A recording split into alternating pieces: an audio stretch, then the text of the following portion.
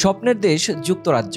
গত ৫ বছরে যুক্তরাজ্যে উচ্চশিক্ষার জন্য বাংলাদেশি শিক্ষার্থীদের সংখ্যা বেড়েই চলছিল, কিন্তু ২০২৩ সালে হঠাৎ করেই এই সংখ্যা কমে দাঁড়িয়েছে মাত্র ৯,২৭৫ জনে, যা ২০২২ সালের তুলনায় প্রায় ৩৯% কম। কেন এমন হলো, এ নিয়ে চলছে নানা বিশ্লেষণ। বাংলাদেশের মতোই ভারত থেকেও শিক্ষার্থীর সংখ্যা হ্রাস পেয়েছে।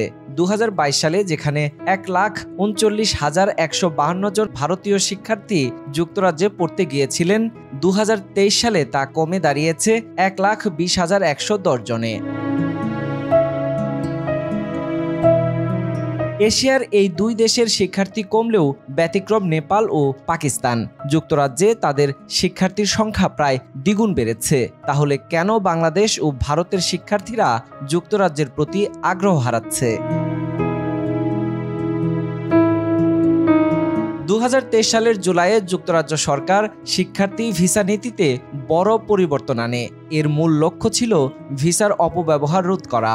নতুন নিয়মে শুধুমাত্র গবেষণা ভিত্তিক স্নাতকোত্তর শিক্ষার্থীদের পরিবারের সদস্যদের সঙ্গে নিয়ে যাওয়ার অনুমতি দেওয়া হয়েছে। ফলে সাধারণ মাস্টার্স কোর্সে পড়তে যাওয়া শিক্ষার্থীরা আর পরিবার সহ যেতে পারছেন না।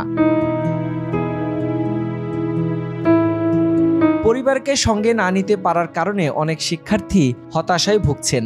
নতুন নীতিমালার কারণে শিক্ষার্থীদের উপর আর্থিক চাপও বেড়ে গেছে বলে জানান সংশ্লিষ্টরা।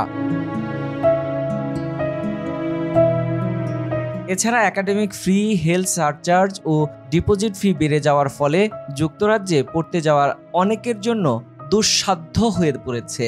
ব্রিটিশ কাউন্সিলের এক গবেষণায় বলা হয়েছে, এই প্রবণতা অব্যাহত থাকলে ভবিষ্যতে বাংলাদেশি শিক্ষার্থীর সংখ্যা আরও কমতে পারে। অনেক শিক্ষার্থী শুধুমাত্র পড়াশোনা নয়, যুক্তরাজ্যে স্থায়ীভাবে বসবাসের লক্ষ্য নিয়েও যান, কিন্তু নতুন নীতির কারণে সেটি এখন কঠিন হয়ে পড়েছে বলে জানান এর সাথে সংশ্লিষ্টরা। ফলে অনেক শিক্ষার্থী এখন কানাডা, অস্ট্রেলিয়া বা জার্মানির মতো বিকল্প গন্তব্যের কথা ভাবছেন, কারণ সেখানে পরিবারের সদস্যদের সঙ্গে থাকার সুযোগ রয়েছে এবং শিক্ষার্থী ভিসার শর্ত তুলনামূলক সহজ।